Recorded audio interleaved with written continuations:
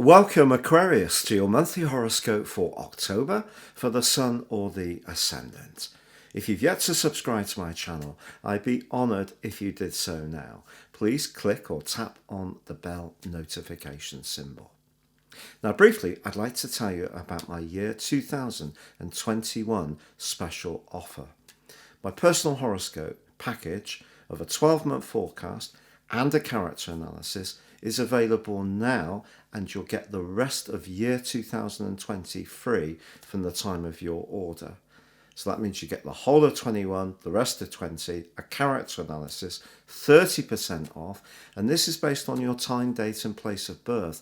So this is personal astrology, very accurate, and will give you searing insights to what you can expect that rise way above just your zodiac sign. But in terms of your zodiac sign or ascendant, and of course I'm an Aquarius too, this month begins with Mercury, the planet which is exalted in the second 10 degrees of the sign of Aquarius, going into shadow. It started on the 27th of September. Shadow means the planet's slowing down. The shadow period begins from the point where the planet gets to once the retrograde reaches its fullest extent. The retrograde begins on the 14th. So the area of activity initially for you is your worldly interactions, goals, ambitions, career, how people view you. Any correspondence linked to those areas is going to be critically important to manage very carefully. But as you know, I tend to think that Mercury retrogrades provide opportunities.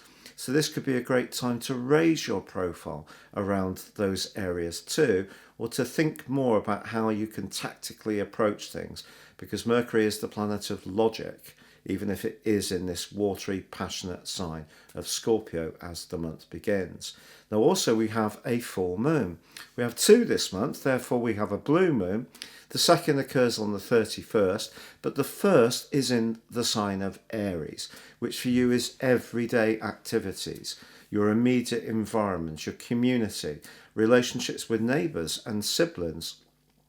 It's also linked to technology, quick, fast, sharp movements. And the sun on the other side of the heavens is in the 9th house, your sister air sign of Libra, which is very much about expanding your world in an exciting fashion. Now, if there is something that you want to change and someone closer to you is resistant to that, it may be something that you need to discuss. Because this full moon is conjunct Chiron, the comet that's linked to healing, it is possible that if getting your message across, or a sense that you don't feel that others hear the sincerity of your belief systems, that may be something that you can consider very carefully and apply some healing to that area on the back of the strength of this full moon. But also on the 3rd, we do see Venus, the planet of love and affection, move out of your sector of relating and into a very passionate central area, the 8th house. Through to the 27th of October, don't be surprised if some kind of extra finance comes your way. It could be through some kind of insurance payout. Maybe you've applied for some kind of legal compensation. Maybe you're going to cash in a pension. Some kind of legacy could also be valuable to you. A person you're involved with in business, or more personally, their good fortune may come your way. So that's something to really enjoy. But if you are wanting to be more intimate with someone, this is a wonderful journey of Venus to go through. Now, for the first 3 weeks of this month, when we're talking about passion, the two planets that govern the sign of passion, Scorpio, are, I have to be honest, in conflict. In fact, Mars, along with that full moon in Aries, is in retrograde as this month begins, and through to the end of week 3 is in a tense 90-degree square with Pluto. Anything of a deeply psychological nature, perhaps linked to the past, perhaps linked to people you found difficult to feel at ease with, could come storming to the surface. Perhaps you're going to be more vulnerable and amplified in terms of expressing very sensitive material, which in the past you may have preferred to just say nothing. But I think if there is an injustice, you may want to speak out more frankly. On the other hand, someone may surprise you with a more frank approach to how they view your shadow side, your hidden side. However, on the 8th of this month, the Sun moves into a square with that clustering of energy in Saturn, which has been there since the start of the year. Apart from Saturn, your co-rulers, brief sojourn from the 22nd of March to the 2nd of August through your sign, and then of course it reversed. It's come back into Capricorn, where it will be through to the 17th of December, when it joins you for 2.25 years. So it's back in Capricorn, it's close to Pluto all month, Jupiter's there as well, and they're all squaring up with the Sun. The Sun's obviously the disc at the heart of all of us, this celestial mega beast, if you like.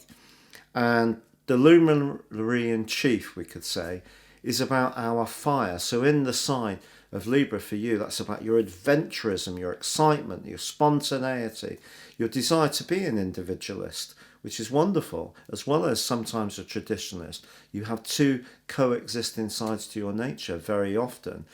Well, that is being tempered by these more psychological energies that can be linked to others. It can be linked, I can only be honest, to people who are not showing their hand, but in some way withhold from you and I, because in some way they feel threatened, Aquarius, because your sign often asks you and I to be utterly authentic, sometimes very different to the mainstream, and that can be a lonely journey at times. So if there are sensitivities within you going on, you're clearing out past material, creating the space for new adventures, then I feel that this can be a bit of a jagged point. Also on the 14th, Mercury goes into a retrograde in that very visible sector in the 10th house.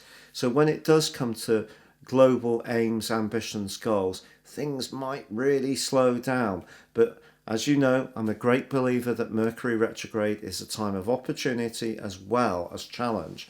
So if we nail down the details, we look again, we reappraise. Mercury is about thinking as well as speaking. It's about our intellect. And if we can see new ways of perhaps pushing forwards in terms of raising your profile, reaching a wider audience, getting the boss to take you more seriously, having a little bit more respect from loved ones within your family situation, playing more of a leadership role, all of those thoughts can be to the fore with that retrograde.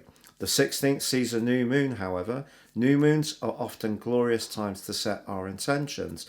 And this one is about travel, higher education.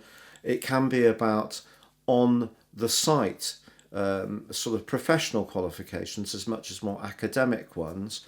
It could also be just about perhaps breaking the hold of the fixed nature of our sign. Of course, because of the duality of the two rulers, Uranus is very much about change and progression and radical ideas. Saturn is absolutely the opposite. It's very much about the status quo, about traditions. And some traditions are so beautiful to uphold, not least good manners, because good manners isn't just about going through the motions of saying things to people. It's actually about being considerate, and Aquarius people have a sense of humanity. So we shouldn't see Saturn as purely a bad guy, but the duality of Aquarius does mean that the fixed nature suggests that sometimes change, even though everyone says that Uranus means that we're wacky, doesn't come quite as easily as people think. But I think at this time on this particular new moon, if there are ways in which you want to expand your horizons, if the inner world that you have within yourself and I have within myself is sorted, then that desire for expansion is really going to flow. The planets will enable it. They won't hold us back. So it's more about step forwards, looking around, seeing the opportunities, checking what's going on inside. Is it feasible? If it is, then go for it. Show courage to change things up, to be more experimental. Now, from the 18th through till the 24th, Venus in that very passionate 8th house forges actually a marvellous link to that cluster of energies, the stellium in Capricorn. So something behind the scenes that you've worked towards a very long time can start to shape up, and it could be an improvement in your income despite the implications of COVID. Now on the 31st we have the second full moon of this month. It's blue moon month, glorious. I won't serenade you with the song, but this occurs in conjunction with the modern ruler of Aquarius, Uranus, which is in the home zone. If you have been thinking about moving, changing where you live, downsizing, adding a kitchen, redecorating, changing the decor in some ways, soft furnishings, adding to your family, separating from something that's no longer working, leaving shared accommodation because you feel your space or your spirit is crushed by the reality of that situation, that's all going to come to the fore as this month comes to a close, just because the sun has climbed from the 23rd to join with Mercury in the part of your horoscope to do with goals, ambitions, raising profile, authority, having more confidence to say who we are.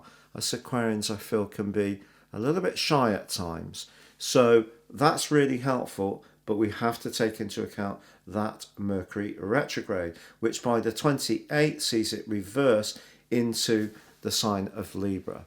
And then on the same day, Venus moves into Libra. So that change agenda, because this is the ninth house, is still to the fore. You may find yourself chatting to someone who's very different, lives at a distance. You meet through academia or meet through higher education or through travelling if you're lucky enough to be able to do it.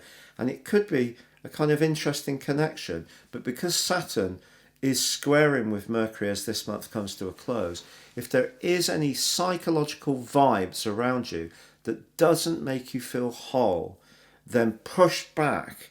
Don't allow anyone to oppress you, because they're likely to do it in a bit of a sneaky way, which is cutting off the oxygen of validation, quite honestly. It's not about being pleasant. It's not about not going through the motions of saying hello. It's withholding energy. And that's one of the most unpleasant things to deal with, because being an Aquarius person, we can deal with people being honest. And even if it is a bit, oh, sorry, okay, well, let's talk this through. Aquarius and Sagittarian folks deal with that absolutely fine. Don't deal with the games. So unfortunately, there could be some games this month, but if your plan is to expand your thinking, get life moving in a more exciting direction, change where you live or where you work, there is definitely scope for developments of a positive kind. It's more about managing our inner world to deal with the outer reality while staying resolutely on track to the big picture that we're all reaching towards. Stay safe, Aquarius. Take care. Good luck and goodbye.